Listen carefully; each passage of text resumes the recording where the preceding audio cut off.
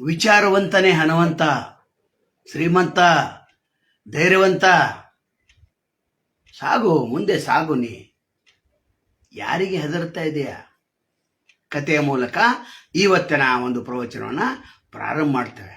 ಇವತ್ತಿನ ಪ್ರವಚನ ಕೂಡ ಜಗತ್ತಿನಲ್ಲಿ ಸರ್ವಶ್ರೇಷ್ಠ ಪ್ರವಚನ. ನಂದು ವಾಣಿಗಳಲ್ಲಿವು, ಶ್ರೀಕೃಷ್ಣ ಪರಮಾತ್ಮನ ವಾಣಿಗಳು. ನೀವು ನಮ್ಮ ವಾಣಿ ಅಂತ ಯಾವಾಗಲೂ ತಿಳ್ಕೊಳಕ್ಕೆ ಹೋಗಬೇಡಿ. ನಮ್ಮ ವಾಣಿ ಅಂತಂದ್ರೆ ನಿಮ್ಮ ತಲೆಯಾಗ ಏನೂ ಹೋಗೋದಿಲ್ಲ. ನಿಮ್ಮ ತಲೆಯಾಗ ಹೋಗೋದು ಕೇವಲ ಕೆಲವು ವಿಚಾರಗಳು, ನನ್ನ ವೈಯಕ್ತಿಕ ವಿಚಾರಗಳು, ನನ್ನ ಜೀವನದ ಅನುಭವಗಳು, ಕಹಿ ಸತ್ಯಗಳು, ಕಹಿಗಳು ಬಿಟ್ಟುಬಿಡೋಣ. ನಮ್ಮ ಪಾತ್ರೆ, ಅಕ್ಷಯ ಪಾತ್ರೆ ನಮ್ಮ ಹತ್ರ ಇದೆ. ಒಂದು ಊರಲ್ಲಿ ಏನಾಗಿತ್ತಂದ್ರೆ, ಒಬ್ಬ ಭಿಕ್ಷುಕ ಇದ್ದ. 40 ವರ್ಷ ಭಿಕ್ಷೆ ಬೇಡ್ತಿದ್ದ. ಊರ ಹೊರಗೆ ಒಂದು ಕೊಪ್ಪೆ ಹಾಕ್ಕೊಂಡಿದ್ದ, ಒಂದು ಗುಡಿಸಲು ಹಾಕ್ಕೊಂಡಿದ್ದ. ಆದರೆ ಯಾರೂ ಇರಲಿಲ್ಲ, ಒಬ್ಬನೇ ಇದ್ದ. ಭಿಕ್ಷೆ ಬೇಡ್ತಿದ್ದ 40 ವರ್ಷ, 30ರಿಂದ 40 ವರ್ಷ ಭಿಕ್ಷೆ ಬೇಡ. ಆವಾಗ ಅಲ್ಲಿಂದ ಒಬ್ಬ ಸಾಧು ನಡೆದಿದ್ದ. ಇದು ಪ್ರತಿಯೊಬ್ಬರ ಜೀವನದಲ್ಲೇ ಮಹತ್ವ ಅಂತ ಕತೆ. ಇದು ಈ ಕತೆ ತಿಳ್ಕೊಂಡು ಬಿಟ್ರೆ ಅಂದ್ರೆ ನಿಮ್ಮ ಅಕ್ಷಯ ಪಾತ್ರ ಎಲ್ಲಿದೆ ಅನ್ನೋದು ಗೊತ್ತಾಗ್ತಿತ್ತು, ಎಲ್ಲರೂ ಗೊತ್ತಾಗೋದಿಲ್ಲ. ಆವಾಗ ಆ ಭಿಕ್ಷುಕ ಸಾಧುವನ್ನು ಕಂಡ, ಸಾಧುಗಳೇ 30-40 ವರ್ಷ ಆಯ್ತು ಭಿಕ್ಷೆ ಬೇಡ್ತಾ ಇದ್ದಾನೆ, ನನ್ನ ಭಿಕ್ಷೆ ಯಾವಾಗ ತೀರೋದು ಹೇಳಿದಾಗ ಆತ, ನೋಡಪ್ಪ, ನನ್ನ ಹತ್ರ ಇರೋದು ಒಂದು ಪಾತ್ರೆ, ಅದು ಹಳೆಯ ಪಾತ್ರೆ. ನಾನು ಭಿಕ್ಷೆ ಬೇಡಿದ ಪಾತ್ರೆ ಆದರೆ ಇದರಲ್ಲಿ ಎಲ್ಲೋ ಒಡಗಿದೆ. ಇದನ್ನು ತಗೊಂಡೆ ಅಂದ್ರೆ ನೀನು ದೊಡ್ಡ ಶ್ರೀಮಂತ ಆಗುತ್ತೆ. ನೆನ್ಪಿಟ್ಕೋ, ಇದನ್ನು ನೀನು ಮಾರಿದರೆ ದೊಡ್ಡ ಶ್ರೀಮಂತ ಆಗ್ತೆ ಅಂತ ಹೇಳಿದ. ಆವಾಗ ಭಿಕ್ಷಾ ಪಾತ್ರೆ ಆತನಿಗೆ ಕೊಡ್ತಾನೆ. ಆತ ಭಿಕ್ಷಾ ಪಾತ್ರೆ ನೋಡ್ತಾನೆ. ಏನ್ರಿ ಸಾಧುಗಳೇ, ಎಂಥ ಮೂರ್ಖರು ನೀವು, ಇಂಥ ಒಂದು ಜಂಗಗಟ್ಟಿದ ಪಾತ್ರೆಯನ್ನು ನನಗೆ ಕೊಡ್ತೀರಿ? ನಾನೇನು ಮೋಸ, ವಂಚನೆ, ದಗಾಕೋರನ್ ಮಾಡಿದಿರಿ? ಪ್ರಾಮಾಣಿಕವಾಗಿ ಭಿಕ್ಷೆ ಬೇಡ ತಿನ್ನುವಂಥ ಮನುಷ್ಯ ನನ್ನನ್ನು ನೀವೇನು ತಿಳ್ಕೊಂಡ್ರಿ? ಅಲ್ಲಪ್ಪ, ನಿನ್ನ ಕೈಯಲ್ಲಿ ಅನ್ಕ ನನಗೆ ಕೊಟ್ಟಿದ್ದೇನೆ. ನಾನು ಹೇಳೋದನ್ನು ನಾನು ಹೇಳಿಬಿಟ್ಟಿದ್ದೆ. ಇನ್ನು ನೀನಿದೆ, ನಿನ್ನ ಜೀವನಿದೆ. ನಿನ್ನ ಕಷ್ಟ ನೋಡಲಾರದೆ, ನೀನೇನು ದುಃಖ ತೋಡ್ಕೊಂಡಿಲ್ಲ ಅರ್ಧ ಗಂಟೆ, ಅದನ್ನು ನೋಡಲಾರದೆ ನಿನಗೆ ನಾನು ಕೆಲವು ಸೂಚನೆಗಳನ್ನು ಕೊಟ್ಟೆ, ಸಲಹೆಗಳನ್ನು ಕೊಟ್ಟೆ, ಮಾತನ್ನು ಹೇಳಿದೆ. ನೀನು ಆ ಪತ್ರೆ ಮಾರೋ ಬಿಡು, ನನಗೆ ಸಂಬಂಧ. ಅದು ನನ್ನ ಕೈಯಾಗ ಕೂಡ 15-20 ವರ್ಷ ಇತ್ತದು. ನಾನು ಅದನ್ನು ಉಪಯೋಗ ಮಾಡಿರಲಿಲ್ಲ, ಯಾಕಂದರೆ ನನಗದ ಅಗತ್ಯ ಇರಲಿಲ್ಲ. ಊರಿಂದ ಊರಿಗೆ ಹೋಗ್ತಾನೆ, ಪ್ರವಚನ ಹೇಳ್ತಾನೆ, ಮುಂದೆ ನಾವು ಸ್ವಾಗ್ತಾನೆ. ಯಾರು ಊಟ ಕೊಟ್ಟರು, ಇಲ್ಲಾಂದ್ರೆ ಇಲ್ಲ. ಅಲೆಮಾರಿ ತಂದೆ ಹಾಗೇ ಇದ್ದರು, ನಗೆ ಮಾರಿ ತಂದೆ ಹಾಗೇ ಇದ್ದರು. 12ನೇ ಶತಮಾನದಲ್ಲಿ ಅರಿವು ತಂದೆನೂ ಹಾಗೇ ಇದ್ದರು. ಹಾಗೆ 21ನೇ ಶತಮಾನದಲ್ಲಿ ನಾವು ಕೂಡ ಅಲೆಮಾರಿ ತಂದೆ, ಅಲೆಮಾರಿ ಪ್ರವಚನಕಾರ. ನಂತರ ಹೇಳೋದು ಹೇಳಿ ಆ ಮುನಿಗಳು ಹೋಗ್ತಾರೆ. ಈತ ಮತ್ತೆ ಅದೇ ಭಿಕ್ಷಾ ಪಾತ್ರೆಯಲ್ಲಿ ಭಿಕ್ಷೆಯನ್ನು ಬೇಡ್ತಾನೆ. ಸಾಧುಗಳು ಹೇಳಿದ್ದನ್ನು ಮರಿತಾನೆ. ಇದನ್ನು ಯಾರು ತಗೋತಾರೆ? ಹಳೆ ಪಾತ್ರೆ ಅಲ್ಲಿ ಇಲ್ಲಿ ತಗ್ಗೈತಿ, ಬಿಟ್ಟೈತಿ, ನೋಡ್ರೆ ಧೂಳು ಕೂತೈತಿ, 20 ವರ್ಷ ಆಯ್ತು ತೊಳೆದಿಲ್ಲವ, ಇವೇನು ಹೇಳ್ತಾನೆ ಮೂರ್ಖಿದ ಅಂತೇಳಿ ಅದೇ ಪಾತ್ರೆ, ತನ್ನ ಪಾತ್ರೆ ಒಗಿತಾನ. ಸ್ವಲ್ಪ ಚಲೋ ಐತಪ್ಪ ಅಂಥೇಳಿ ಭಿಕ್ಷೆ ಬೇಡಿ ಆತ ಒಂದು ದಿನ ಕೂತಿರ್ತಾನೆ. 10 ವರ್ಷ ಆಗಿರ್ತೈತೆ, ಇವನಿಗೆ 50 ವರ್ಷ ಆಗಿರ್ತದೆ. ಅದೇ ದಾರಿಯಲ್ಲಿ ಎಷ್ಟೋ ಊರುಗಳನ್ನು ಮುಗಿಸ್ಕೊಂಡು, ಎಷ್ಟೋ ಜನರಿಗೆ ಪ್ರವಚನವನ್ನು ಹೇಳಿ, ತಿರುಗಾಡಿ ಬಸವಳಿದು ಆ ಊರಿಗೆ ಬರ್ತಾನೆ. ಹೋಗುವಂಥ ಹೊತ್ತಿನಲ್ಲಿ ಅವನಿಗೆ ದಾರಿಯಲ್ಲಿ ಗೊತ್ತಾಗ್ಬಿಡ್ತದೆ, ಅಲ್ಲ ಇವನೊಂದು ಪಾತ್ರೆ ಕೊಟ್ಟಿಲ್ಲ, ಏನಾಯಿತು ಅಂತ ಅವನ ಕಡೆ ಹೋಗ್ತಾನೆ. ಅವಾಗ ಮತ್ತೆ ಅಳ್ತಿರ್ತಾನೆ. ಯಾರು? ಆ ಭಿಕ್ಷುಕ. ಯಾಕೋ ಹಿಂಗೆ ಯಾಕೋ ಅಲ್ರಿ, ನನಗೆ ಒಂದು ಪಾತ್ರೆ ಕೊಟ್ರಿ, ಮತ್ತು ಇದರಿಂದ ಏನಾದರೂ ಶ್ರೀಮಂತ ಆಗ್ತಂತ ಅಂತ ಹೇಳಿದ್ರಿ. ಏನ್ರಿ ನನ್ನನ್ನು ಮೂರ್ಖನಾಗಿ ಮಾಡಿಬಿಟ್ರಿ. 10 ವರ್ಷ ಮತ್ತೆ ನಾ ಭಿಕ್ಷೆಗೆ ಬೇಡಿದೆ. ಅವಾಗ ಅನಿಸ್ತೈತೆ ಈ ಮನುಷ್ಯ ಹೇಳಿದ ಕೇಳೋ ಮನುಷ್ಯ ಅಲ್ಲ. ಕೆಲವು ಜನ ಇರ್ತಾರೆ, ನಮ್ದ ಖರೆ ನಮ್ದ ಖರೆ ನಮ್ದ ಖರೆ, ಜೀವನವನ್ನು ನಷ್ಟ ಮಾಡ್ಕೋತಾರೆ. ಎಲ್ಲ ಸ್ನೇಹಿತರನ್ನು ಕಳ್ಕೊತಾರೆ, ಎಲ್ಲ ಬಂಧುಗಳನ್ನು ಕಳ್ಕೊತಾರೆ. ಹೌದು ಸ್ನೇಹಿತರೆ, ಎಲ್ಲವನ್ನು ಕಳ್ಕೊಂಡ್ಬಿಟ್ಟಿರ್ತಾರೆ. ಲಾಸ್ಟ್ಕ್ಕೆ ಕೊನೆ ಕ್ಷಣದಲ್ಲಿ ಪಶ್ಚಾತ್ತಾಪ ಆಗ್ತಿ, ಅರೆ ನಂದಕ್ಕರೆ ಅಂತಂದ ಪರಿಸ್ಥಿತಿ ಏನಾಯ್ತು, ಎಲ್ಲ ಕೈ ಬಿಟ್ಟು ಹೋದ್ಲ. 60 ವರ್ಷ ಈಗ ಎಲ್ಲ ಕೈ ಬಿಟ್ಟು ಹೋದ್ರಲ್ಲ. ಇನ್ನು ಬಾ ಅಂದ್ರೆ ಬರ್ತಾರೇನೋ? ಇಲ್ಲ. ಎಲ್ಲ ಹರಿದ ಹೋದ ಹಾಳೆಗಳವು. ಮಡಚಿಡಬೇಕಾಗಿತ್ತು ಕೆಲವೊಂದು ಹಾಳೆಗಳನ್ನು, ಅಂದರೆ ಸಂಬಂಧಗಳನ್ನು. ಎಲ್ಲವನ್ನು ಹರಿದು ಪಾಣ ಖಾಲಿ ಆಗಿತ್ತು, ಪೇಜೆ ಖಾಲಿ ಆಗಿದ್ದು, ಒಂದೂ ಮಡಿಚಿಟ್ಟಿರ್ಲಿಲ್ಲ. ಅವಾಗ ಸಾಧು ಹೇಳ್ತಾನೆ, ಆಯ್ತಪ್ಪ ನಮಸ್ಕಾರ ಅಂಥೇಳಿ ಹೋಗ್ತಾನೆ. ಅವಾಗ ಆ ಮುದುಕ ಮತ್ತೆ ಭಿಕ್ಷೆ 20 ವರ್ಷ ಬೇಡಿ, ನಂತರ 70 ವರ್ಷ ಆಗ್ತೈತೆ, ರೋಗ ರುಜಿನಗಳು ಆಯ್ತವ. ಅತ್ತೇನು ಮಾಡ್ತಾನ, ಪಾತ್ರೆಯನ್ನು ಒಂದು ಬದಿಗೆ ಇಟ್ಟು ಒಂದು ದಿನ ಮರಣ ಹೊಂತಾನೆ. ಆ ವಿಷಯ ಊರಿನವ್ರಿಗೆ ತಿಳಿದೈತೆ. ಆ ಊರಿನವರು ಅದನ್ನು ಸ್ಮಶಾನಕ್ಕೆ ಕರ್ಕೊಂಡು ಹೋಗಿ ಕಟ್ಟಿಗೆ ಹಾಕಿ, ಕಟ್ಟಿಗೆಯಲ್ಲಿ ಇದನ್ನೇನಪ್ಪ ತಾಟ್ ಸಹಿತ ಇಟ್ಟುಬಿಡೋಣ, ಯಾಕೆ ಈತನ ಜೊತೆನೂ ಇದನ್ನು ಹೋಗಲಿ, ಅವನಿಗೆ ದರಿದ್ರತೆ ಇತ್ತು ಅಂತೇಳಿ ಊರಿನ ಜನನೂ ಕೂಡ ಬಯಸ್ತಾರೆ. ಉರಿ ಹಚ್ತಾರೆ, ಎಲ್ಲ ಉರಿ ಹತ್ತೈತಿ, ಈತನ ದೇಹ ಸುಡ್ತೈತಿ. ಆದ್ರೆ ಅದ ಪಾತ್ರೆ ಬಂಗಾರದ ಪಾತ್ರೆ ಇರ್ತಿತ್ತು. ಆ ಪಾತ್ರೆಯನ್ನು ಸಾಧು ಕೊಟ್ಟಿದ್ಲ, ಅದು ಬಂಗಾರದ ಪಾತ್ರೆ ಇತ್ತು. ಕೊನೆಯ ಒಬ್ಬ ಉಳಿದಿದ್ದಲ್ಲ ಊರಾಗಿನವ, ಎಲ್ಲ ಸುಟ್ಟ ನಂತರ ಒಬ್ಬ ಹಂಗ ಕಾಸ್ಕೋತ್ ಕೂತಿದ್ದ. ಹೊಳಕೈತು. ಊರಾಗಿನವ್ರು ಹೋಗಿ ಓಡ್ಕೊತ ಹೋಗ್ತಾನೆ, ಬರ್ರು ಇಲ್ಲೊಂದು ದೊಡ್ಡ ಪಾತ್ರೆ ಹೊಳಿತೈತೆ, ಬಂಗಾರ ಪಾತ್ರೆ ಏನು ಬಿಡೋಕೇನೋ ಅಂತ ಬರ್ತಾರ. ಅದು ಬೆಂಕಿಯಾಗ ಸುಟ್ಟು ಬಂಗಾರ, ಅಂದ್ರೆ ಮ್ಯಾಲಿಂದ ಎಲ್ಲ 10-12 ಪದರ ಇತ್ತಲ್ಲ. ಇವು ತೊಳೆದಿರ್ಲಿಲ್ಲ, 20 ವರ್ಷ ತೊಳೆದಿರಲಿಲ್ಲ, 20 ವರ್ಷ ತೊಳೆದಿರಲಿಲ್ಲ. ಸಾಧು 20 ವರ್ಷ ತೊಳೆದಿರಲಿಲ್ಲ, 20 ವರ್ಷ ತೊಳೆದಿರಲಿಲ್ಲ. ತೊಳೆದು ಏನಾಗ್ತೈತಿ ಸಾಧುಗೆ, ಇವನಿಗೆ ಇದು ತೊಳೆದ್ರೆ ಏನು ಲಾಭ ಐತೆ ಅಂತ ಇವ್ ಭಿಕ್ಷಕನಿಗೆ. ಅವಾಗ ಊರಾಗಿನ ಒಂಥರ, ಏನಪ್ಪ ಇಂಥೊಂದು ಬಂಗಾರದ ಪಾತ್ರೆ ಇವನ ಕೈಯಾಗಿದ್ರು ಕೂಡ ಭಿಕ್ಷಾ ಬಿಡ ಸತ್ತಲ್ಲ ಅಂತ. ಹಾಗೆ ಸ್ನೇಹಿತರೆ, ನಮ್ಮ ಕಡೆಗೆ ಬಂಗಾರದ ಪಾತ್ರೆ ಇದೆ. ಇದೇ ಜೀವನ ನಮ್ಮದು ಬಂಗಾರದ ಪಾತ್ರೆ. ಇವತ್ತಿನ ಪ್ರವಚನ 1 ಕೋಟಿ ರೂಪಾಯಿ ನನಗೆ ನೀವು ಕೊಡ್ಬೇಕು. ಹೌದು, ಎಲ್ಲನೇ ಇತ್ತಲ್ಲ. ಸಾಧು ಹೇಳಿದ್ದ, ಇದನ್ನ ಮಾರಪ್ಪ, ಮಾರಿದ ನಂತರ ಈ ದೊಡ್ಡ ಶ್ರೀಮಂತ ಆಗ್ತೆ ಅಂತ ಹೇಳಿದ್ದ, ಮಾರಿದ? ಕೇಳಲಿಲ್ಲ. ಹಾಗೆ ನಮ್ಮ ಜೀವನದ ಟೈಮ್ ಹೋದ ನಂತರ ಅದನ್ನು ಉಪಯೋಗ ಮಾಡಲಿಲ್ಲ ಈ ಪಾತ್ರೆನ. ಕಣ್ಣುಗಳೆರಡು ಬಾಯ್ತಾನೊಂದು, ಏನಿದ್ರ ಅರ್ಥ? ಕಿವಿಗಳೆರಡು ಬಾಯ್ತಾನೊಂದು, ಏನಿದ್ರ ಅರ್ಥ?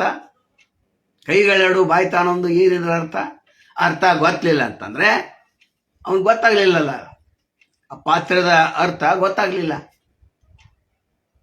ಹಾಗೆ ನಮ್ಮ ಜೀವನ ಒಂದು ಬಂಗಾರದ ಪಾತ್ರೆ. ಇದು ನಾವು ಹೆಂಗೆ ಮಾಡ್ತೀವಲ್ಲ ಹಂಗಾಗ್ತದೆ. ಸಕಾರಾತ್ಮಕ ಚಿಂತನೆಯಿಂದ ನಾವು ಕೂಡಿದ್ರೆ ಸಕಾರಾತ್ಮಕ ವ್ಯಕ್ತಿಗಳಾಗ್ತವೆ, ಒಳ್ಳೆ ವಿಚಾರಗಳು ಬರ್ತವೆ, ಒಳ್ಳೆ ಸ್ನೇಹಿತರನ್ನು ಗಳಿಸ್ಬೋದು, ಒಳ್ಳೆ ಸಂಬಂಧಗಳು ಗಳಿಸ್ಬೋದು. ಈಗಿನ ಸಂಬಂಧಗಳಂಗೆ ದುಡ್ಡಿನ ಮೇಲೆ ಸಂಬಂಧಗಳು ನಿಂತಿದೆ. ಆ ಹಾಳೆಗಳನ್ನು ಹರಿದೋಗಿಬೇಕು, ಕೆಲವೊಂದನ್ನು ಮಡಿಚಿಡ್ಬೇಕು. ಮೊಬೈಲ್ನಲ್ಲಿ 100, 150, 200 ಮೊಬೈಲ್ ನಂಬರ್ ಇಟ್ಕೋಬಾರ್ದು. 8ರಿಂದ 10 ಅಷ್ಟೇ. ನಮ್ಗೆ ಯಾವ ಉಪಯೋಗ ಬರ್ತಾವ ಅಷ್ಟೇ. ಹೌದು, ಸ್ವಾರ್ಥಿ ಆಗ್ಬೇಕು ನಾವು ಮನುಷ್ಯರು. ಸ್ವಾರ್ಥಿಗಳಾಗದೇ ಇದ್ರೆ ನಮ್ಮನ್ನು ಎಲ್ಲರೂ ಹರಿದು ತಿಂತಾರೆ. ಸಂದರ್ಭ ಅಂತಂದು ಫೋನ್ ಹೊಡಿತಾರೆ, ಅಲ್ಲೇ ಕೂತು ಎಲ್ಲ ಕೆಲಸ ಮಾಡ್ಕೋತಾರೆ. ಅವೆಲ್ಲ ಡಿಲೀಟ್ ಮಾಡ್ಬೇಕು. ನಮ್ಗೆ ಗೊತ್ತಿಲ್ಲ, ಏನು ಡಿಲೀಟ್ ಮಾಡಬೇಕು, ಏನು ಡಿಲೀಟ್ ಮಾಡಬಾರ್ದು, ಇಲ್ಲಿಂದ ಏನು ಡಿಲೀಟ್ ಮಾಡಬೇಕು ಅನ್ನೋ ಗೊತ್ತಿಲ್ಲ. ಅದು ಹೊತ್ಕೊಂಡು ನಾವು ಹೋಗ್ತಾ ಇರ್ತೇವೆ. ಸಿದ್ಧಾರ್ಥ ಒಡೆನವರೇ, ನಮ್ಮ ತಲೆಯಲ್ಲಿ ಕಚರ ತುಂಬಿದೆ. ಆ ಕಚರ ನಾವು ದಿವಸ ತಕ್ಕೋತಾ ಸ್ವಚ್ಛ ಮಾಡ್ಕೋತ ನಾವು ಹೋಗ್ಬೇಕು. ಬಂಗಾರದ ಪಾತ್ರೆಯನ್ನ ಯಾವ ರೀತಿ ಉಪಯೋಗ ಮಾಡಲಿಕ್ಕೆ ಭಿಕ್ಷುಕನಿಗೆ ಬರಲಿಲ್ಲ, ಹಾಗೆ ನಾವು ಭಿಕ್ಷುಕರ ಸ್ಥಿತಿಯಲ್ಲಿ ನಾವು ಬದುಕ್ತಾ ಇದ್ದೇವೆ. ಯಾವ ರೀತಿ ಅನ್ನದೆ ಆ ರೀತಿ ಮಣ್ಣಿದೆ ಅಂತ ಹೇಳ್ತಾರಲ್ಲ, ನಮ್ದಿದು ಶರೀರ ಅತ್ಯಂತ ಕೋಟಿ ಅಲ್ಲ, 100 ಕೋಟಿ ಅಲ್ಲ, ಸಾವಿರಾರು ಕೋಟಿ ಕೊಟ್ಟರು ಸಹಿತ ಇದು ಶರೀರಕ್ಕೆ ಕೊಂಡುಕೊಳ್ಳಿಕ್ಕೆ ಆಗೋದಿಲ್ಲ. ಕಣ್ಣಿದ್ದೆಷ್ಟು ಕಿಮ್ಮತ್ತು, ಕಿವಿದೆಷ್ಟು ಕಿಮ್ಮತ್ತು, ಪ್ರತಿಯೊಂದು ದೇಹದ ಎಷ್ಟು ಕಿಮ್ಮತ್ತು, ಆದ್ರೆ ನಮ್ಗೆ ಅರ್ಥನ ಆಗ್ತಾ ಇಲ್ಲಲ್ಲ. ಎಲ್ಲೆಲ್ಲಿ ಹೋಗಿ ಬೀಳೋದು, ಎಲ್ಲೆಲ್ಲಿ ಹೋಗಿ ಗಟ್ಟರಾಗಿ ಬೀಳೋದು, ಯೌವನೆಲ್ಲ ಹಾಳು ಮಾಡ್ಕೋದು. ನೋಡ್ರಿ ಸಮಯ ಹೆಂಗಿತ್ತು ಗೊತ್ತೇನು, ನಿಮಗೆ ಯೌವನ ಬಾಲ್ಯ ಎಲ್ಲ ಬಂದದ್ದು ಗೊತ್ತಾಗಿಲ್ಲ. ನಕಾರಾತ್ಮಕ ಚಿಂತನೆಯಲ್ಲಿ ಅಥವಾ ಭಯದಿಂದ ನೀವು ಬದುಕಿದ್ರೆ, ಚಿಂತೆಯಿಂದ ಬದುಕಿದ್ರೆ ನಿಮಗೆ ಜೀವನ ಹೋದದ್ದನ್ನು ಗೊತ್ತಾಗಿಲ್ಲ. ಭಯಮುಕ್ತ ಜೀವನ ಆಗ್ಬೇಕಾದ್ರೆ ನಾವು ಕೆಲವೊಂದು ವಿಷಯಗಳನ್ನು ಕಲಿಬೇಕಾಗ್ತದೆ. ಒಂದು ಗುಲಾಬಿ ಹೂ ಸಿಗಬೇಕಾದ್ರೆ ಮುಳ್ಳನ್ನ ದಾಟ್ಕೊಂಡ ಹೋಗ್ಬೇಕು. ಹಿಡಿದು ನೋಡ್ರಲ್ಲ, ಮುಳ್ಳು ಹತ್ತವ. ಹೌದು, ಸಂಘರ್ಷವೇ ಜೀವನ. ಆ ಸಂಘರ್ಷ ಹೆಂಗಿರ್ಬೇಕಪ್ಪ ಅಂತಂದ್ರೆ ಸಕಾರಾತ್ಮಕ ಸಂಘರ್ಷ ಇರ್ಬೇಕು. ಮಾತು ಹೆಂಗಿರ್ಬೇಕಂದ್ರೆ ಮಾತನ್ನು ಮಾತಿರ್ಬೇಕು, ಮಾತಿನಲ್ಲಿ ನೀತಿ ಇರಬೇಕು, ಮಾತಿನಲ್ಲಿ ಧರ್ಮ ಇರಬೇಕು, ಮಾತೇ ಮುತ್ತಾಗಿರ್ಬೇಕು, ಮಾತು ಸರ್ವಶ್ರೇಷ್ಠ ಆಗಿರ್ಬೇಕು, ಮಾತು ಇನ್ನೊಬ್ಬರ ಬಾಳಿನಲ್ಲಿ ಬೆಳಕು ಮೂಡುವಂತಿರಬೇಕು, ಮಾತು ನ್ಯಾಯ ನೀತಿ ಧರ್ಮದಂತಿರಬೇಕು, ಮಾತು ತಂತಿ ಇರಬೇಕು, ಮಾತು ಜೇನುತುಪ್ಪದಂತಿರಬೇಕು, ಮಾತು ಹಾಲಿನಂತಿರಬೇಕು, ಮಾತೇ ಸರ್ವಶ್ರೇಷ್ಠ ಆಗಿರ್ಬೇಕು, ಮಾತು ಫಿಲ್ಟರ್ ಯುಕ್ತ ಆಗಿರ್ಬೇಕು, ಮಾತು ಸಿದ್ದೇಶ್ವರ ಶ್ರೀಗಳ ನುಡಿಗಳಂತಿರಬೇಕು, ಮಾತು ಶ್ರೀಕೃಷ್ಣ ಪರಮಾತ್ಮನ ನುಡಿಗಳಂತಿರಬೇಕು, ಮಾತು ಬಲ್ಲವರಂತಿರ್ಬೇಕು, ಮಾತು ವೇದವಾಕ್ಯ ಇರಬೇಕು. ಆ ಮಾತು ನಿಮ್ಮ ಲಿಖಿತ ರೂಪದಲ್ಲಿ ಬರೆಯಲ್ಪಡಬೇಕು. ಮಾತಿನಲ್ಲಿ ಜಾಗೃತಿ ಇರಬೇಕು, ಮಾತು ಮೌನ ಇರಬೇಕು, ಮಾತು ನಿಧಾನವಾಗಿರಬೇಕು, ಮಾತು ಸಮಾಧಾನವಾಗಿರಬೇಕು, ಮಾತ ಎಚ್ಚರಿಕೆಯಿಂದಿರಬೇಕು. ಸಿಟ್ಟಿನಿಂದ ಮಾತಾಡಿದ್ರೆ ಏನೇನು ಪರಿಣಾಮ ಆಗ್ತೈತೆ ಅದರ ಎಚ್ಚರಿಕೆಯಿಂದಿರಬೇಕು. ನಾವು ಅದನ್ನು ಮಾಡ್ತೀವ? ಎಚ್ಚರಿಕೆಯಿಂದಿದ್ದೇವಾ? ಇಲ್ಲಾಂದ್ರೆ ಮೌನ ಇರಬೇಕು. ಮೌನಕ್ಕೆ ಏನು ಶಕ್ತಿ ಇದಲ್ಲ, ಮಾತಿನಲ್ಲಿ ಶಕ್ತಿ ಇಲ್ಲ. ಹೌದು ಸ್ನೇಹಿತರೆ, ನಿಮ್ಗೆ ಮಾತಾಡೋಕ್ಕೂ ಬರಂಗಿಲ್ಲ, ಇಲ್ಲಿ ಮೌನ ಇರೋಕೆ ಬರಂಗಿಲ್ಲ ಅಂದ್ರೆ ಗಡಬಡಿ ಚಾಲು ಆತು, ಜೀವನ ಎದ್ದೋತತ್ವ ಆತು. ಯಾರು ಹೇಳಿ ಕೇಳೋರಿಲ್ಲ. ನಂದ ಸತ್ಯ ಅಂತೇಳಿ ಒಂದು ದಿವಸ ಸತ್ತವಾರ ನೀವು. ಜೀವನ ಬಹಳ ಕಠಿಣ ಇದೆ, ತಿಳ್ಕೊಂಡ್ರೆ ಬಹಳ ಸರಳ ಇದೆ. ಸಂಘರ್ಷ ಮಾಡ್ಬೇಕಾಗ್ತೈತಿ. ಎಲ್ಲಿ ಸಿಗ್ಬೇಕಾದ್ರೆ ಎಲ್ಲ ಸಂಘರ್ಷ ಮಾಡ್ಬೇಕು. ನಿಮ್ಗೆ ಎಷ್ಟು ಕಷ್ಟಗಳು ಬರ್ತಾವಲ್ಲ ಅಷ್ಟು ನೀವು ಧೈರ್ಯವಂತ ಆಗ್ತಾರೆ. ಕಷ್ಟಗಳು ಬರಲೇಬೇಕು. ನನಗೆ ಕಷ್ಟ ಬಂತು ಅಂತೇಳಿ ಯಾರು ಆತ್ಮಹತ್ಯೆ ಮಾಡ್ಕೋತಾರೆ, ಯಾರ ಬಾವಿನ ಜಿಗಿತಾರ, ಏನೇನದ ಅಜ್ಞಾನಿಗಳವ. ಯಾರು ಆತ್ಮಹತ್ಯೆ ಮಾಡ್ಕೊಂಡಿರ್ತಾರಲ್ಲ ಅವ್ರ ಶವ ಸಂಸ್ಕಾರಕ್ಕೆ ನೀವು ಹೋಗಬೇಡಿ.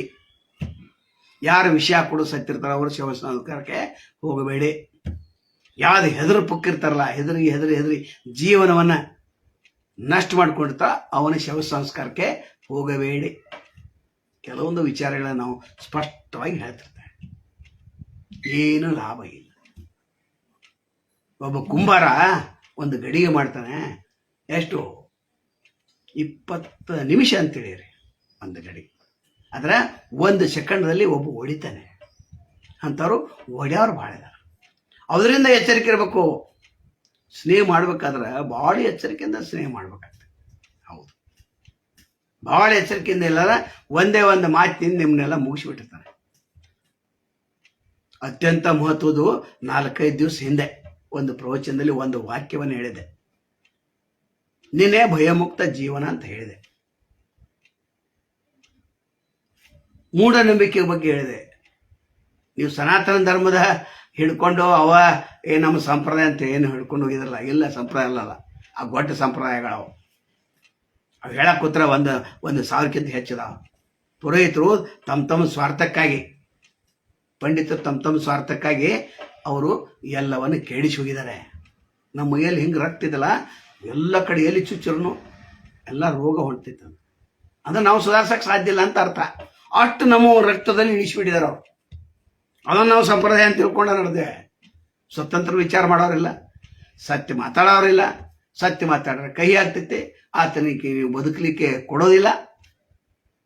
ಅಲ್ಲದು ನೀವು ಉಪಕಾರ ಮಾಡಲಿಕ್ಕೆ ಹೋಗದಿದ್ರು ಕೂಡ ಅಪಕಾರ ಮಾಡಬೇಡ್ರಿ, ಶಾಂತರಿಂದ ಇದ್ದು ಬಿಡ್ರಿ. ಸಮಾಧಾನವೇ ಜೀವನ. ಸಂಪತ್ತು ಅಂದ್ರೆ ಏನು ನನಗೆ ಹೇಳ್ರಿ? ಒಳ್ಳೆಯ ವಿಚಾರವಂತನೇ ಸಂಪತ್ತು. ಇವತ್ತಿನ ಹೆಡ್ಡಿಂಗ್ ನೋಡ್ರಿ, ನಮ್ಮ ಪ್ರವಚನ ಹೆಡ್ಡಿಂಗ್ ಒಳ್ಳೆಯ ವಿಚಾರವಂತನೇ ಸಂಪತ್ತುವಂತ, ಶ್ರೀವಂತ, ಬುದ್ಧಿವಂತ, ವಿವೇಕಶೀಲ ವ್ಯಕ್ತಿ. ಹೌದು, ಇದ್ಯಾವುದು ನಮಗೆ ಅರ್ಥ ಆಗ್ತಾ ಇಲ್ಲ. ನಾವೇನಾದ್ರೆ ನಮ್ದ ಖರೆ, ನಾವು ಮಾತಾಡಿದ ಖರೆ ಅಂತ ಇಲ್ಲ. ಒಂದ ಹವಾ ನೋಡ್ರಿ, ವಾಯು ನೋಡ್ರಿ, ಒಂದ್ ಕಡೆ ಈ ಕಡೆ ಬರ್ತೈತೆ, ಒಂದ್ ಕಡೆ ಆ ಕಡೆ ತಿರುತೈತೆ. ಯಾಕೆ? ಅದು ಸಹಿತ ಗೊತ್ತಿದೆ. ಕಾಲಕ್ಕೆ ತಕ್ಕಂತೆ ನಡೆಯಬೇಕು ನಾವು, ತಾಳಕ್ಕೆ ತಕ್ಕಂತೆ ಕುಣಿಯಬೇಕಂತ ಪ್ರಕೃತಿ ನಿಯಮ ಇದು. ನಾವು ಹೆಂಗೈತೆ ಹಂಗೆ ಹರ್ಕೊಂಡು ಹೋಗ್ಬೇಕು. ಸಣ್ಣವ್ರು ಗುಡಿ ಸಣ್ಣವ್ರು ಇರ್ಬೇಕು, ಯುವಕರು ಗುಡಿ ಯುವಕರು ಇರ್ಬೇಕು, ಮಹಿಳೆಯರು ಇರುತ್ತೆ. ಅಂತಂದ ಮಹತ್ವ ಅಂತಂದ್ರೆ ಎಲ್ಲರೊಳಗೆ ಒಂದಾಗು ಮಂಕುತಿಮ್ಮ ಅಂತ. ಅಪ್ಪುನೈಕರೇ, ಎಲ್ಲರೊಳಗೆ ಒಂದಾಗು ಮಂಕುತಿಮ್ಮ ಅಂತಂದ್ರೆ ಏನ?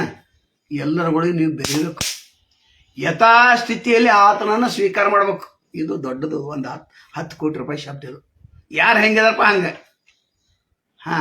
ಎಲ್ಲ ಅವನ ವಿಚಾರಗಳು, ಅವನ ಕೃತ್ಯಗಳು, ಅವನ ಕಾರ್ಯಗಳನ್ನು ತಗೊಂಡು ನೀವೇನು ಮಾಡೋದ್ರಿ? ಅವನ ಕರ್ಮ ಅವ ಅನುಭವಿಸೋಕೆ ಬಂದಿದ್ದಾನೆ. ಅವನ ಕರ್ಮದಲ್ಲಿ ನೀವು ಯಾಕೆ ಭಾಗವಹಿಸ್ತೀರಿ?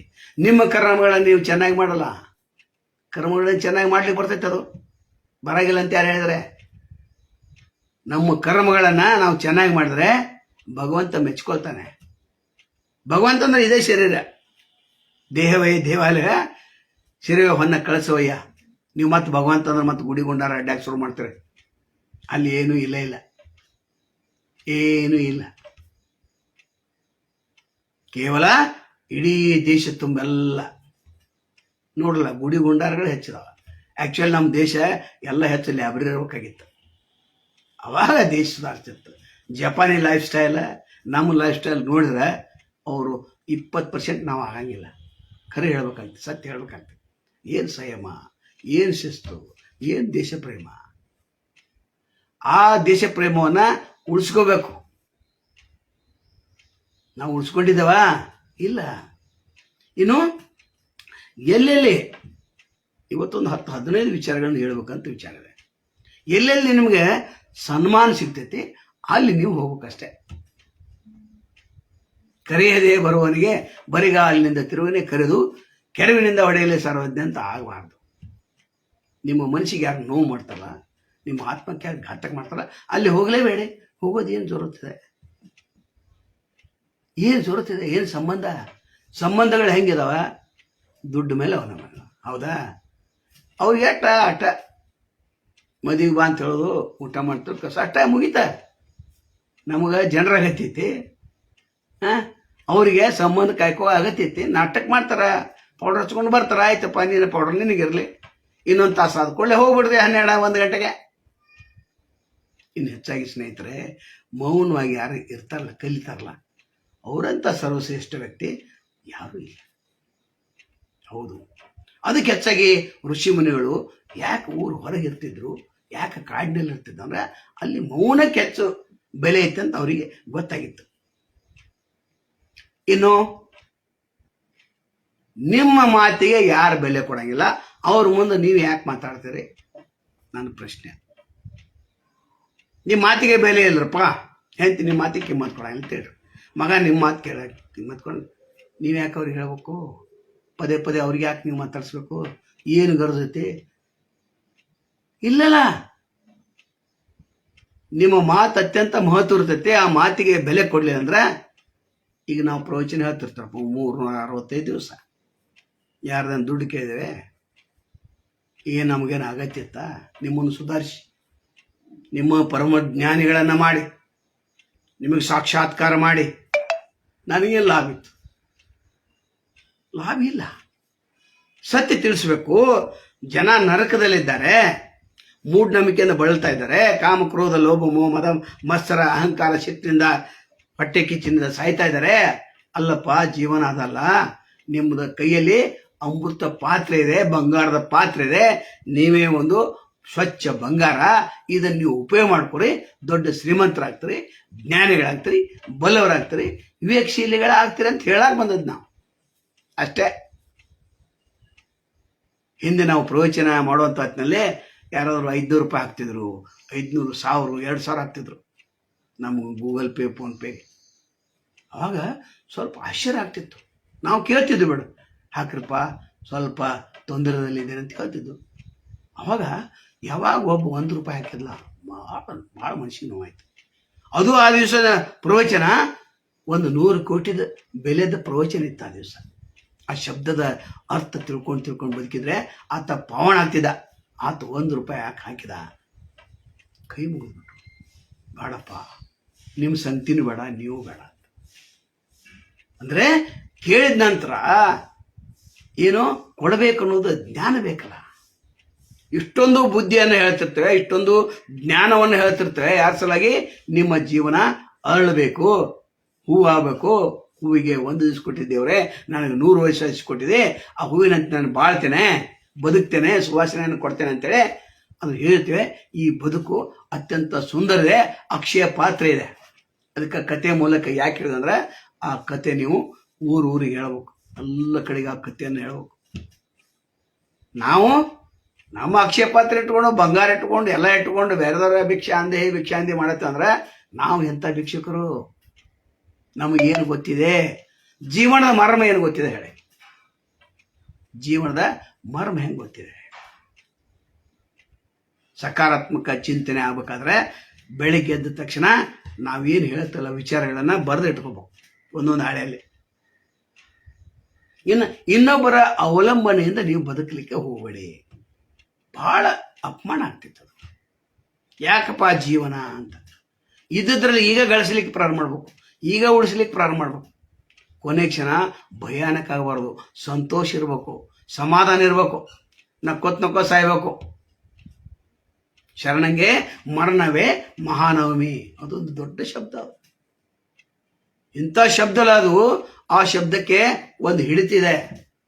ಆ ಶಬ್ದ ಅರ್ಥ ಮಾಡ್ಕೊಂಡ್ರೆ ಶರಣಂಗೆ ಮರಣವೇ ಮಹಾನವಮಿ ಆಗ್ಬೇಕು ನಮ್ಮ ಜೀವನ ಅಂತ್ಯ. ನಾವು ಮಾಡ್ತಾ ಇದ್ದೀವಾ? ಇನ್ನು ಭಯದ ವಿರುದ್ಧ ಹೋರಾಟ ಸತತವಾಗಿ ನಮ್ದಿರ್ಬೇಕು. ಭಯ ಇದ್ರೆ ಏನು ಮಾಡ್ಲಿಕ್ಕೆ ಆಗೋದಿಲ್ಲ. ಒಳ್ಳೆಯ ಕೆಲಸಗಳನ್ನ ಮಾಡುವಂತ ಹೊತ್ತಿನಲ್ಲಿ ಅನೇಕರು ಅನೇಕ ಅಡಚಣೆಗಳನ್ನು ಮಾಡ್ತಿರ್ತಾರೆ, ಭಯ ಹುಟ್ಟಿಸ್ತಿರ್ತಾರೆ. ಬಂದದ್ದು ಬರಲಿ, ದೇವರೇ ನಿನ್ನ ದಯ ಹೊಂದಿರಲಿ ಅಂತ. ಅದಕ್ಕೆ ಶ್ರೀಕೃಷ್ಣ ಪರಮಾತ್ಮನು ಅದನ್ನ ಹೇಳಿದ್ದಾರೆ, ನಿನ್ನ ಕೆಲಸ ನೀ ಕರ್ಮಗಳನ್ನು, ಒಳ್ಳೆ ಕರ್ಮಗಳನ್ನು ಮಾಡ್ಕೊತ ಹೋಗು, ಬೇರೆ ಏನೋ ಮಾಡಕ್ಕೆ ಹೋಗಬೇಡ್ರಿ. ನೀ ಏನು ಬಯಸಿದಿಲ್ಲ ಅದಕ್ಕಿಂತ 1000 ಪಟ್ಟು ಹೆಚ್ಚ ನಿನ್ನ ಮುಂದೆ ಬಂದು ಬೀಳ್ತೈತಿ, ನಿನಗೆ ದಂಗಾಗ್ತೈತಿ. ಹೌದು, ಭಯಮುಕ್ತ ಜೀವನವನ್ನು ನಾವು ಮಾಡಬೇಕಲ್ಲ. ಇನ್ನು ಇನ್ನೊಬ್ಬರ ಬಗ್ಗೆ ಮಾತಾಡೋಕ್ಕಿಂತ ಮೊದಲು ಭಾಳ ವಿಚಾರ ಮಾಡ್ಬೇಕು ನಾವು. ಅವ ಹಗರ, ಅವ ಮೇಲೆ, ಅವನ ಕೆಳಗ ಇಲ್ಲ. ಆ ಜಾತಿ ಈ ಜಾತಿ, ಆ ಪಂಗಡ ಈ ಪಂಗಡ, ಅವ ಅಜ್ಞಾನಿ ಅಲ್ಲ. ಒಬ್ಬ ಅಜ್ಞಾನಿ ಕೂಡ ಒಂದು ಒಳ್ಳೆ ಮಾತನ್ನ ಹೇಳಿರ್ತಾನೆ, ಅದು ನಮಗ ಗೊತ್ತಿರಂಗಿಲ್ಲ. ಆ ಅಜ್ಞಾನಿ ಹತ್ರ ಒತ್ತು ಕೊಡ್ರಲ್ಲ. ಪರ ಚಿಂತೆ ನಮಗೆ ಕೈಯ, ನಮ್ಮ ಚಿಂತೆ ನಮಗೆ ಸಾಲದೆ ಅಂತ ಅಂದ್ಬಿಡ್ತಾನ ಎಂತಿ ಅಂತನವ. ಆ ಶಬ್ದ ನಾವು ಕೇಳಿರಂಗಿಲ್ಲ. ಅದಕ್ಕೆ ಯಾರು ಮೇಲೂ ಅಲ್ಲ, ಯಾರು ಕೀಳುನಲ್ಲ, ಯಾರು ಕನಿಷ್ಠನಲ್ಲ, ಯಾರು ಶ್ರೇಷ್ಠ ಅಲ್ಲ. ಕುಲವೆಂದು ಹೊಡೆದಾಡಿದ್ರೆ ನಿಮ್ಮ ಕುಲದ ನೆಲೆಯನ್ನೇನದು ಬಲ್ಲಿರ? ಆ ಕುಲ ಈ ಕುಲ ಇಷ್ಟೊಂದು ಹದಿಗಾಡಬಾರ್ದಾಗಿತ್ತು. ಧರ್ಮದ ಹೆಸರಿನಲ್ಲಿ ರಾಜಕಾರಣ, ಜಾತಿ ಹೆಸರಿನಲ್ಲಿ ರಾಜಕಾರಣ, ಭಾಷೆ ಹೆಸರಿನಲ್ಲಿ ರಾಜಕಾರಣ, ಗಡಿ ಹೆಸರಿನಲ್ಲಿ ರಾಜಕಾರಣ. ರಾಜಕಾರಣಿಗಳು ಎಲ್ಲವನ್ನು ಕೆಡಿಸಿಬಿಟ್ಟಿದ್ದಾರೆ. ನಮ್ಮಂತರು ಅದು ಉಳಿಸ್ಬೇಕು, ಸಮಾಜವನ್ನು ಮತ್ತಷ್ಟು ಸದೃಢ ಸ್ಥಿತಿಯಲ್ಲಿ ತರಬೇಕಂತ ನೀವೆಲ್ಲ ಮಲ್ಕೊಂಡ್ಬಿಟ್ಟಿದ್ದಾರೆ. ಎಷ್ಟು ಎಚ್ಚರಿಕೆ ಮಾಡೋದು? ಎಷ್ಟು ದಿವಸ ಅಂತ ಪ್ರವಚನ ಹೇಳೋರು? ಒಂದೇ ಪ್ರವಚನ ನಿಮ್ಮ ಜೀವನ, ಇಡೀ ಜೀವನವನ್ನು ಬದಲಿಸಿಬಿಡ್ತೈತೆ. ಅದು ಬರೆದಿಡಬೇಕು. ಅದನ್ನು ಏನೇನು ಪಾಯಿಂಟ್ ಹೇಳಿದ್ರಪ್ಪ, ನಿಮ್ಮ ಜೀವನದ ಬಹುಮೂಲ್ಯ ರತ್ನಗಳಿವು. ಶಬ್ದ ಪ್ರಸಾದ ಇದು. ನಿಮಗೇನು ಕೊಡ್ಲಿಕ್ಕೆ ಆಗೋದಿಲ್ಲ. ಅದ್ರ ಅತ್ಯಾಧುನಿಕ ತಂತ್ರಜ್ಞಾನವನ್ನು ಉಪಯೋಗ ಮಾಡಿ ಫೇಸ್ಬುಕ್ದಲ್ಲಿ ನಾವು ಅತ್ಯಂತ ವಿಚಾರಗಳನ್ನು ಹೇಳ್ತಿರ್ತೇವೆ. ಅನುಭವ ಇರಲಿ, ಅಮೃತತ್ವ ಇದೆ. ಅನುಭವ ಇದೆ, ಅಮೃತತ್ವವನ್ನು ನಾವು ನಿಮಗೆ ಬಡಿಸ್ತಾ ಇದ್ದೇವೆ. ನೀವೇನೋ ನಮಗೊಂದು 1000-2000 ರೂಪಾಯಿ ಹಾಕಪ್ಪ ಅಂದ್ರೆ ಅರೆ ನಾವ್ಯಾಕೆ ಹಾಕೋದು, ಪುಕ್ಕಟ್ ಕೇಳೋದಲ್ದ ಮತ್ತೇನು ಪಯವು ಭಿಕ್ಷೆ ಬೇಡತ್ತಲ್ಲ ಅಂತ. ಹೌದು, ಸತ್ಯವಂತರಿಗೆ ಕಾಲ ಇಲ್ಲಿದು, ಸುಳ್ಳರಿಗೆ ಕಾಲ ಇದು. ಆದ್ರೆ ನಾವು ಸತ್ಯವಂತರ ಸಾಲಿನಲ್ಲಿ ನಿಲ್ಲಬೇಕಲ್ಲ, ಸತ್ಯವಂತರ ಒಂದು ದಾರಿಯಲ್ಲಿ ನಾವು ನಡಿಬೇಕಲ್ಲ. ಕೆಟ್ಟ ಸಮಯ ಬರ್ತೈತೆ, ಒಳ್ಳೆಯ ಸಮಯ ಬರ್ತೈತೆ. ಅದು ಆ ಎರಡೂ ಸಮಯದಲ್ಲಿ ಪ್ರಶಾಂತವಾಗಿರ್ಬೇಕು. ಒಂದು ಬಿರುಗಾಳ ಬರ್ತಿತ್ತಪ್ಪ, ಒಂದು ಗಿಡದಂಡೆ ನಿಲ್ಲಂಗಿಲ್ಲ. ನಿತ್ಯ ಹತ್ರ ತಡಿಯೋ ಒಂದು 10 ನಿಮಿಷ ಬಿರುಗಾಳ ಹೋಗ್ಕೊಳ್ಳಿ ಹೋಗು. ನಾನು ಹೋಗು, ನೀನು ಹೇಳ್ತೀನಿ. ಬಿರುಗಾಳಿ ಅಂತ ಹೋದ, ಆ ಗಿಡ ಒಂದು ಬಿತ್ತು, ಅವ್ನು ಸತ್ತ. ಬಿರುಗಾಳಿ ಚಳಿ ಮಳಿ ಎಲ್ಲ ಬರ್ತಿತ್ತದು. ಬಂದದ್ದು ಬರಲಿ, ನಿನ್ನ ದಯವೊಂದಿರಲಿ. ಆ ಶ್ರೀಕೃಷ್ಣ ಪರಮಾತ್ಮ ಮತ್ತೊಂದು ಹೇಳ್ತಾರೆ, ಆದದ್ದೆಲ್ಲ ಒಳ್ಳೆಯದಾಗ ಆಗ್ತಿದ್ದ. ಹೌದು, ಭಾಳ ವಿಚಾರ ಮಾಡಿ ಮಾತಾಡ್ತಾನೆ. ಆದದ್ದೆಲ್ಲ ಒಳ್ಳೇದಕ್ಕಾಯ್ತಂತ ನೀವು ಭಾವಿಸ್ರಿ ಅಂತ ಹೇಳಿದ್ರೆ, ನಾ ಅಕ್ಬರ ಬೀರಬಲ್ ಕಥೆನ ಹೇಳಿದ್ದಾನೆ. ಅಕ್ಬರ ಒಮ್ಮೆ ಏನೋ ಓಡ್ತಾ ಇದ್ದೆ ಅಂತ ಬಟ್ಟಿಗೆ ಕಟ್ಟಾತು, ರಕ್ತ ಬಂದ ನಂತರ ಅವ ಬೀರ್ಬಲ ಭಾಳ ಒಳ್ಳೇದಾಯ್ತಂತ ಮಗನ ಜೈಲಿಗೆ ಹಾಕ್ರು ಅಂತ ಜೈಲಿಗೆ ಹಾಕಿರು. ಇವ ಒಬ್ಬ ಅರಣ್ಯಕ್ಕೆ ಹೋದ. ಅಲ್ಲಿ ಕಬಾಲಿ ಜನಾಂಗ ಸಿಕ್ಕ. ಅವಾಗ ಅವನು ಪಾಶಿ ಕೊಡತ್ತಿದ್ರು. ಅವಾಗ ನೋಡ್ತಾರೆ ಕೈಯಲ್ಲಿ ಒಂದು ಸ್ವಲ್ಪ ರಕ್ತ ಬಂದಿತ್ತು. ಇಲ್ಲ, ನಾವು ಇಂಥ ಅಂಗವಿಕಲನ್ನ ನಾವು ಬಲಿ ಕೊಡೋದಿಲ್ಲ ಅಂತ ಬಿಟ್ಟು ಕಳಿಸ್ತಾರೆ. ಅವಾಗ ಅಕ್ಬರ್ ಓಡ್ಕೋತ ಬಂದು ಬೀರ್ಬಲ್ ಕಡೆ ಕ್ಷಮಾಪಣೆ ಕೇಳ್ತಾನ. ನೋಡಪ್ಪ, ಆದದ್ದೆಲ್ಲ ಒಳ್ಳೇದಕ್ಕಾಯ್ತಂತ ನೀನು ಹೇಳಿದ್ಲ, ಅದು ಭಾಳ ಮಹತ್ವದ. ರವಿ ಕೊಪ್ಪದವರೇ, ಶುಭ ಮುಂಜಾನೆಗಳು. ಪ್ರಶ್ನೆಗಳನ್ನು ಕೇಳ್ಬೇಕು ನೀವು. ಪ್ರಶ್ನೆಗಳ ನಿಮ್ಮಲ್ಲಿ ಸಾವಿರಾರು ಪ್ರಶ್ನೆಗಳಿವೆ. ಬದುಕೋದಕ್ಕೆ ಬದುಕಬೇಕು, ಬದುಕೊಯ್ಯೇ ಮಾತು. ಎಷ್ಟು ಪ್ರವಚನ, ಎಂಥ ಶಬ್ದಗಳು. ಅದನ್ನು ಕೇಳಬೇಕಾಗ್ತದೆ. ನೀವು ಕೇಳಂಗಿಲ್ಲ, ನಾವು ಹೇಳಬೇಕಾಗ್ತದೆ. ಇನ್ನು ಇದ್ದುದರಲ್ಲಿ ಆನಂದ ಪಡೋದು ಭಾಳ ಮಹತ್ವ. ಹಾಸಿಗೆ ಇದ್ದಷ್ಟು ಕಾಲು ಚಾಚ ಅಂತ ಯಾಕೆ ಹೇಳಿದ್ರು? ಸಿದ್ದೇಶ್ವರ ಅಪ್ಪಗಳು ಹೇಳ್ತಿದ್ರಲ್ಲ, ಹಾಸಿಗೆ ಇದ್ದಷ್ಟು ಕಾಲು ಚಾಚರು. ಮತ್ತೇನು ಹೇಳ್ತಿದ್ರು? ನಿಮಗೆ ರೊಕ್ಕ ಮಾಡೋಕ್ಕೆ ನಾನು ಬಾಡಂದಿಲ್ಲ, ಬಿಲ್ಡಿಂಗ್ ಕಟ್ಟೋಕ್ಕೇನು ಬಾಡಂದಿಲ್ಲ. ನಿಮ್ದು ನೀವು ದುಡ್ಕೋತಿರ್ಬೇಕು, ಆನಂದ ಇರ್ಬೇಕು. ಮತ್ತು ಇದ್ದುದರಲ್ಲಿ ನೀವು ಹಂಗೆ ಬಾಳೆ ಮಾಡಂತ ನಾ ಹೇಳಿಲ್ಲ ಅಂತಂತಿರೋ. ಅದರ ಅರ್ಥ ಭಾಳ ದೊಡ್ಡದಿದೆ. ಇದ್ದುದರಲ್ಲಿ ಆನಂದ ಪಡುವಂಥ ಏನು ಶಬ್ದ ಇದಲ್ಲ, ಅದು ದೊಡ್ಡ ಶಬ್ದ ಅದು. ಇನ್ನು ನೀವು ಕೆಲವೊಂದು ಹಾಳೆಗಳನ್ನು ಈಗಾಗಲೇ ಹೇಳಿದೆ, ಸಂಬಂಧಗಳ ಹಾಳೆಗಳನ್ನು ಹಂಗೆ ಇಟ್ಟಿರ್ತಾರೆ. ಅದೇನು ಉಪಯೋಗನೇ ಇರಂಗಿಲ್ಲ. ಸಂಬಂಧ ತಲೆ ಕೆಡ್ಸಕ್ಕೆ ಬಂದಿರ್ತೈತಿ, ಅಥವಾ ಏನೋ ಊಟ ಮಾಡೋಕೆ ಬಂದಿರ್ತೈತಿ. ನಾವು ಅತಿಥಿ ದೇವೋಭವ ಅಂತೇವೆ. ಎಲ್ಲ ಹಾಳು ಮಾಡಿ ಇಲ್ಲಿಂದೆಲ್ಲ ಹೋಗಿ ಹೇಳಿ, ಒಳಗಿಂದ ರಾಡಿ ಎಲ್ಲ ಹೇಳಿ ಎಲ್ಲ ಸತ್ಯನಾಶ. ಅದು ಹಾಳೆ ಹರಿದೋಗ್ಯೋದು, ನೀವು ಬರಬೇಡ ಅಂತ ಹೇಳ್ಬಿಡೋದು. ನಾ ಕೆಲವೊಂದು ಜನರಿಗೆ, ಕೆಲವೊಂದು ಸಂಬಂಧಿಗಳಿಗೆ ಫೋನ್ ಮಾಡಿ ಬೈತಿರ್ತಾನೆ, ನನಗೆ ಮುಖ ತೋರಿಸ್ಬೇಡ ಅಂತ. ಹೌದು, 20, 30, 40 ವರ್ಷ ಸಂಬಂಧ ಒಂದು ಸಣ್ಣ ಕೆಲಸ ಮಾಡೋಕ್ಕಾಗಲಿಲ್ಲ ಅಂತಂದ್ರೆ ನೀವ್ಯಾಕೆ ಬೇಕ್ರಪ್ಪ? ನೀವ್ಯಾಕೆ ಬೇಕು? ಹಾಳೆಗಳನ್ನು ಕಿತ್ತಿತ್ಬೋದು, ಸ್ವಚ್ಛ ಹಾಳೆ ಆಗಿಬಿಡೋದು. ಅದಕ್ಕೆ ಪರಾವಲಂಬಿ ಆಗಬಾರ್ದು, ಸ್ವಾವಲಂಬಿ ಆಗ್ಬೇಕಂತ ಇದೆ. ಇದು ಎಲ್ಲನೂ ಬರ್ತೈತೆ. ಅದು ಒಂದು ವಿಷಯ ಅಲ್ಲ, ಎಲ್ಲನೂ ಬರ್ತೈತೆ. ಇನ್ನು ಸಂತೋಷದ ಏನು ವಿಚಾರ ಇದೆ, ಕೊನೆಯ ಕ್ಷಣದವರೆಗೂ ನಾವು ಸಂತೋಷವನ್ನು ಕಾಪಾಡಕ್ಕೆ ಹೋಗ್ಲಿಕ್ಕೆ ದಾರಿ ಇದೆ. ಇಲ್ಲಂತಲ್ಲ. ನಾವು ದಿನ ಸಂತೋಷದಿಂದ ಇದ್ದು ಅಭ್ಯಾಸ ಮಾಡಿದ್ರೆ ನಿಮಗೆ ದುಃಖನೂ ಅರಿವಾಗಿಲ್ಲ, ಅಜ್ಞಾನವೂ ಬರೋಂಗಿಲ್ಲ. ಯಾವ ಸುಳ್ಳು ಹೇಳಿದ್ ಗೊತ್ತಾಗ್ತೈತಿ, ಯಾವ ಮೋಸ ಮಾಡಿ ಗೊತ್ತಾಗ್ತೈತಿ, ಯಾವ ನೀವು ದೊರಡಕೋರ ಬರ್ತಾ ಅಂತ ಅವ್ನು ಗೊತ್ತಾಗ್ತೈತಿ. ನೀವು ಬರೀ ಆಫೀಸಾಗ ಬಂದು ನೋಡ್ರಲ್ಲ, ಅವನ ಕಣ್ಣು ನೋಡ್ರಿ, ಕಣ್ಣು ಎಲ್ಲ ನಿಮ್ಗೆ ಹೇಳ್ಬಿಡ್ತೈತಿ. ಆ ಶಕ್ತಿ ನಿಮಗೆ ಬಂದು ನೋಡ್ತೈತಿ. ಆ ಜ್ಞಾನ ಬಂತಂದ್ರೆ ನೀವು ಜ್ಞಾನಿಗಳಾಗಿಬಿಟ್ರಿ. ಇನ್ನು ಸಂತೋಷ ನೀವು ಈ ದೇಹವನ್ನು ಬಿಡಬಹುದು. ಹೌದು, ಒದ್ದಾಡಿ ಸಾಯೋದು ಬದುಕಲ್ಲ. 80-90 ವರ್ಷ ಆಗಿರ್ತೈತೆ. ಮೊಮ್ಮಗನ ಕುರ್ಸ್ಕೊಂಡು ಹೇಳ್ತಾನೆ, ನಾ 20 ಎಕರೆ ಮಾಡಿದ್ನು, ನೀವೊಂದು 100 ಎಕರೆ ಮಾಡಪ್ಪ, ನನ್ನ ಸಾಧನೆಯನ್ನು ನೀನು ಮುಂದುವರ್ಸ ಅಂತ ಅವಾಗ ಹೇಳ್ತಾನೆ. ಅದು ಮಾತಾ? ಯಾಕಂದ್ರೆ ಅವನಿಗೆ ಬದುಕಲಿಕ್ಕೆ ಬಂದಿಲ್ಲಲ್ಲ. ಬದುಕಲಿಕ್ಕೆ ಅವಂಗೆ ಎಲ್ಲಿ ಬಂದಿದೆ? ಬಂದೇ ಇಲ್ಲಲ್ಲ ಬದುಕಲಿಕ್ಕೆ. ಹೀಗಾಗಿ ನಮ್ಮ ಬದುಕು ಸುಂದರ ಆಗ್ತದೆ, ಅದು ಬಹಳ ಮಹತ್ವದ್ದು. ಇನ್ನು ಎಲ್ಲದಕ್ಕೂ ದುಃಖ ಮನಸ್ಸೇ ಕಾರಣ. ಪ್ರತಿಯೊಂದು ದುಃಖಕ್ಕೂ ಮನಸ್ಸೇ ಕಾರಣ. ಹಂಗಾದ್ರೆ ಮನಸ್ಸನ್ನ ನಾವು ನಿಯಂತ್ರಿಸಬಹುದಾ? ಹೌದು, ಅದಕ್ಕೆ ಅಭ್ಯಾಸ ಬಲ ಬೇಕು. ಅಭ್ಯಾಸ ಇತ್ತಂದ್ರೆ ಬೇಕಾದ ಸಾಧನೆ ಅಂತ ನಾವು ಮಾಡೋದು. ನಮಗೆ ಅಭ್ಯಾಸ ಇರಂಗಿಲ್ಲಲ್ಲ, ಯಾರು ಹೇಳಿದ್ರೆ ಕೇಳಬೇಕು, ಅವ್ರ ಜೊತೆ ಹೋಗ್ಬೇಕನ್ನೋ ಗೊತ್ತಿಲ್ಲಲ್ಲ. ಇನ್ನು ಹೆಚ್ಚಾಗಿ ನೀವು ಒಳ್ಳೆ ಸಂಬಂಧಗಳನ್ನ ಹುಡುಕಾತಿರ್ಬೇಕು. ಮತ್ತು ಒಳ್ಳೆ ಸಂಬಂಧ ಇತ್ತಂದ್ರೆ ಬಿಡಬಾರ್ದು, ಅದನ್ನು ಬೆಕ್ಕಟ್ಟು ಖರ್ಚಾಗಲಿ, ಅದು ಕೋಟಿಗಟ್ಟಲೆ ಹೋಗಲಿ. ಒಳ್ಳೆ ಒಂದು ಗೊತ್ತಾತು ಅವನು ಸ್ನೇಹ ಮಾಡೋದನ್ನ. ಗಂಧದವನ ಗುಡೆ ಗುದ್ದಾಡೋದು ಲೇಸು ಅಂತ. ಗಂಧದವನೇ ಗುಡೆ ಗುದ್ದಾಡೋದು ಲೇಸು, ಅಟ್ಲಿಟ್ ಗಂಧದ ವಾಸನೆ ಬರ್ತೈತೆ. ನಾವು ಇದ್ದದ್ದು ಕಳ್ಕೊತೇವೆ, ಮತ್ತು ಎಲ್ಲನೇ ಬಿಡ್ತೇವೆ. ಗಜಾನನ ಜಯಂಪ್ರಸ್, ಧನ್ಯವಾದಗಳು ಸರ್. ಇನ್ನು ಮನೆ ಏನಿದೆ, ಮನೆ 4 ಗೋಡೆ ಕಟ್ತಾರೆ, ಇಟ್ಟಂಗಿನಿಂದ ಕಟ್ತಾರೆ. ಅದು ಮನೆ ಅಲ್ಲ. ಮನೆಯಲ್ಲಿ ಒಳಗಿರುವವರು ಒಳ್ಳೆಯವರಿದ್ರೆ ಅದು ಮನೆ. ಒಳ್ಳೆಯವರಿದ್ದಾರ? ವಿಚಾರ ಮಾಡಿದ್ರ? ಬಗಲ್ ಮೆಚ್ಚೂರಿ ಗೊತ್ತಿದೆಯಾ? 4 ಗೋಡೆಯಿಂದ ಕಟ್ಟಿ ದೊಡ್ಡ ಬಿಲ್ಡಿಂಗ್ ಕಟ್ಟಿದನ, ಇದು ನನ್ನ ಮನೆ ಅಂತ ತೋರ್ಸನ.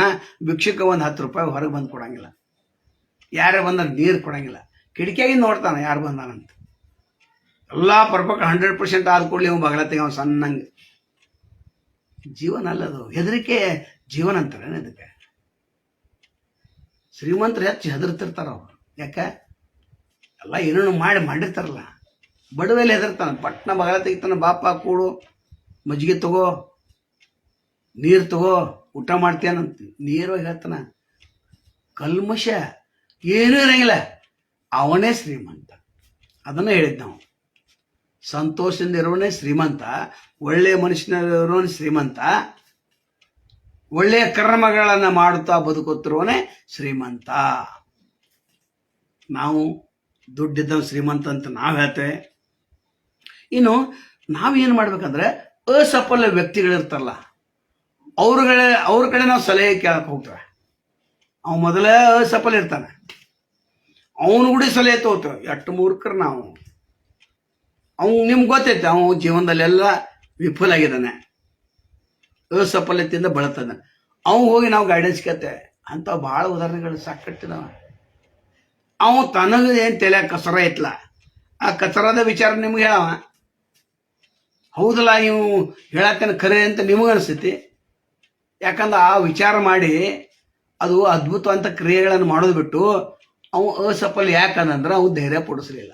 ನಿಮಗೆ ಧೈರ್ಯ ಐತಿ, ನಿಮ್ಮ ಧೈರ್ಯ ಕಾಲು ಕಳೆದಿಲ್ಲ. ನಮಗೂ ಅನೇಕ ಜನ ಹೇಳ್ತಾರೆ, ನಿಮ್ಮ ವರದಿ ಭಯಂಕರ ವರದಿ, ಬೆಂಕಿ ಅಂತ ವರದಿ ಅಂತ.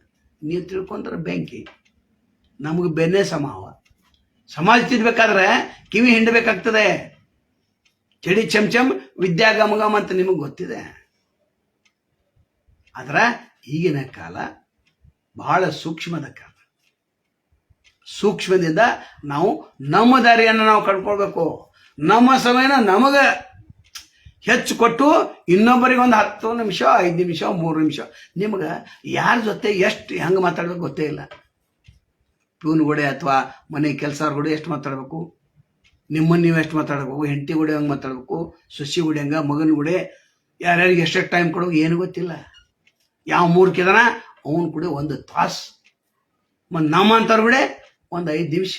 ಯಾಕಂದ್ರೆ ಕಹಿ ಪ್ರವಚನ. ನಾವು ಅಲ್ಲಿ ಹೋಗ್ತಿರ್ತೇವೆ, ಬರೇ ನಮ್ಮದು ಎಲ್ಲಿ ಹೋದಲ್ಲಿ ಪ್ರವಚನನ. ನಿಮ್ಮ ವಿಡಿಯೋಗಳು ಭಾಳ ಚಲೋ ಬರ್ತಾವೆ ಅಂತ. ಚಲೋ ಅಲ್ಲಪ್ಪ, ನಿನ್ನ ತಲೆ ಹೋಗಿತೇನ ಅದು ಹೇಳ, ಚಲೋ ಕೆಟ್ಟ ಅದು ಆಮೇಲೆ ನಿನ್ನ ತಲೆ ಹೋಗ್ಬೇಕು. ಬದುಕು ಬದಲಾಗಬೇಕು. ಹೌದು, ನಮ್ಮ ಬದುಕು ಬದಲಾಗಬೇಕಾದ್ರೆ ನಾವು ಒಳ್ಳೆ ಕ್ರಮಗಳನ್ನು ಮಾಡ್ಕೊತಾ ಹೋಗ್ಬೇಕು. ಇನ್ನು ಯಾವುದೇ ಒಂದು ಸಂಕಟ ಬಂದಾಗ ಹೆದರಿ ಓಡಿ ಹೋಗುವಾರ. ಹೆದರಿದ್ರೆ ನಿಮ್ಮನ್ನು ಮತ್ತಷ್ಟು ಹೆದರಿಸ್ತಾರ. ಹೆದರಿ ಓಡಿ ಹೋದ್ರೆ ಅಂದ್ರೆ ನಿಮ್ಮ ಜೀವನ ಅಲ್ಲಿ ಮುಗೀತಂತ ಅರ್ಥ. ಅದನ್ನು ಹೆದರು ಕೊಡ್ಬೇಕು. ಅದೇ ದಿವಸ ಪ್ರಶ್ನೆಗೆ ಉತ್ತರ ಕೊಡ್ಬೇಕು. ಎಲ್ಲಿದ್ದೀ ಬಾ, ಇಲ್ಲೇ ಇದೆ ನೋಡು. PSI ಫೋನ್ ಮಾಡ್ತಾನೆ, ಎಲ್ಲಿದ್ದೇನೋ ಅಂತ, ನಮ್ಮ ಮನೆಯಾಗಿದ್ದಾನೆ, ಇಲ್ಲೇ ಬಾ ಅಂತ, ನೀನೇ ಇಲ್ಲೇ ಬಾ. ನೋಟಿಸ್ ಇಲ್ಲ ನನ್ನ ಕರಿತಿ, ಯಾವುದೋ ವಿಚಾರ ಇಲ್ಲ ನನಗೆ ನೀ ಅಂಜಿಕೆ ಆಗ್ತಿ, ಬಾ ಇಲ್ಲೇ ನಾ ಇದ್ದಾನೆ. ನೀ ಯಾವ ನೀನು ಕಾಕಿ ಐತೆ ಅಂತ ಏನು ಬೇಕಾದ್ರೆ ಮಾತಾಡ್ತೀಯ? ನೀನು ಕಾಕಿ ಕಳಿಸುವಂಥ ಶಕ್ತಿ ನನಗಿದೆ. ನಾನು 3 ಮಂದಿ PSIಗೆ ಅದನ್ನೇ ಹೇಳಿದೆ, ನೀನೇ ಇಲ್ಲ ಬಾ. ನೀ ಯಾಕೆ ಬರಂಗಿಲ್ಲ ಇಲ್ಲಿ? ನೀ ಹೇಳಿದ ಕೇಳ್ಬೇಕಾ? ನೋಟಿಸ್ ಕಳ್ಸಿ ನೋಡೋಣ, ವಕೀಲ ಮುಖಾಂತರ ಬರ್ಬೇಕೋ ನಮ್ಮ ಮುಖಾಂತರ ಬರ್ಬೇಕಂತ ಹೇಳ್ತಾನೆ. ಇದು ಬೇಕು, ಅಂಜಿಕೆ ಬಿಟ್ಟು ಬದುಕಿರೋದು ಬದುಕು ಅಂತ. ಇನ್ನು ದೇವರು ನಿಮ್ಮ ನಿಯತ್ತನ್ನು ನೋಡ್ತಿರ್ತಾವ, ಅದು ಕಳ್ಕೊಬಾರ್ದು. ಮನುಷ್ಯ ನಿಯತ್ತಿರೋ ಕೊಟ್ಟ ಮಾತಿಗೆ ತಪ್ಪು ನಡೆದ್ರೆ ಮೆಚ್ಚನ ಪರಮಾತ್ಮನ. ನಾವೇನು ಒಂದು ಮಾತು ಕೊಟ್ಟಿರ್ತೆ ಆ ಪ್ರಕಾರ ನಡ್ಕೊಂಡಂದ್ರೆ ಏನಾಗ್ತಿ, ಸಂಬಂಧಗಳು ಬೆಳ್ಕೋತ ಬೆಳ್ಕೋತ ಬೆಳ್ಕೋತ ಹೋಗ್ತಿರ್ತಾವೆ. ಏನು ಒಳ್ಳೆ ಮಾತುಪ್ಪ, ನೀನು ಒಂದು ಮಾತು ಕೊಟ್ಟಿದ್ದ ಆ ಪ್ರಕಾರ ನಡ್ಕೊಂಡ್ಲ ಅಂತ. ಕೆಲವು ವಿಚಾರಗಳಲ್ಲಿ ಮಾತು ಕೊಟ್ಟು ತಪ್ಪಬಹುದು, ಯಾಕಂದ್ರೆ ಎಲ್ಲವನ್ನ ನಾವು ನಿಯತ್ತಿಂದ ಇರ್ಲಿಕ್ಕೆ ಆಗೋದಿಲ್ಲ. ಆ ಅಪೋಷಣ ಹೆಂಗಿದೆ ಹಂಗ, ನಾವೊಂದು ಗಾಡಿಗೆ ಚೆಂಡು ಹೋಗ್ತೇವೆ, ಎಷ್ಟು ಫಾಸ್ಟ್ ಹೋಗ್ತೇವೆ ಅಷ್ಟು ಫಾಸ್ಟ್ ಬರ್ತಿತ್ತಲ್ಲ, ಹಂಗಿಲ್ಲಿ ಅವನು ನಿಯತ್ತಿತ್ತು, ನಮ್ಮದು ನಿಯತ್ ಕರೆಕ್ಟ್ ಇತ್ತಂದ್ರೆ ಒಪ್ಪಿಗೆ. ನಾವು ನಿಯತ್ತಿದ್ದು ಅನೀತಿ ಇತ್ತಂದ್ರೆ ಅಲ್ಲ. ಸಾಧ್ಯ ಇದ್ದಷ್ಟು ನಾವು ನಿಯತ್ತಿಂದ ಇರಲಿಕ್ಕೆ ಪ್ರಯತ್ನ ಮಾಡಬೇಕು. ಇನ್ನು ಹೆಚ್ಚಾಗಿ ನಾವು ಏನು ಮಾಡಬೇಕಪ್ಪ ಅಂದ್ರೆ ಅಹಂಕಾರಿಗಳಿಂದ ದೂರ ಇರಬೇಕು. ಅಹಂಕಾರಿಗಳಿಂದ ನಾವು ಎಷ್ಟು ಸಾಧ್ಯತೆ ಅಷ್ಟು ದೂರ ಇರಬೇಕು. ನಿಮ್ಗೆ ಗೊತ್ತಿದೆ, ಇವ ಅಹಂಕಾರಿ ಮನುಷ್ಯ, ಅವನು ದೂರ ಯಾಕಿರ್ಬೇಕಂದ್ರೆ ಅವನ ಗುಣ ಎಲ್ಲ ನಿಮಗೆ ಬೆಳೆದು ಅಂದ್ರೆ ಅವೇನಂತಾನ, ಅಹಂಕಾರ ಅಲ್ಲ ಇದು ಸ್ವಾಭಿಮಾನದ ಮಾತಂತಾನ. ಸ್ವಾಭಿಮಾನ ಬೇರೆ ಅಹಂಕಾರ ಬೇರೆ, ಅಲ್ಲಿ ಮತ್ತೆ 2 ವ್ಯತ್ಯಾಸ ಇದೆ. ಈ ಪ್ರವಚನವನ್ನು ನಾಳೆ ಕೂಡ ಮುಂದುವರಿಸ್ತಾನೆ.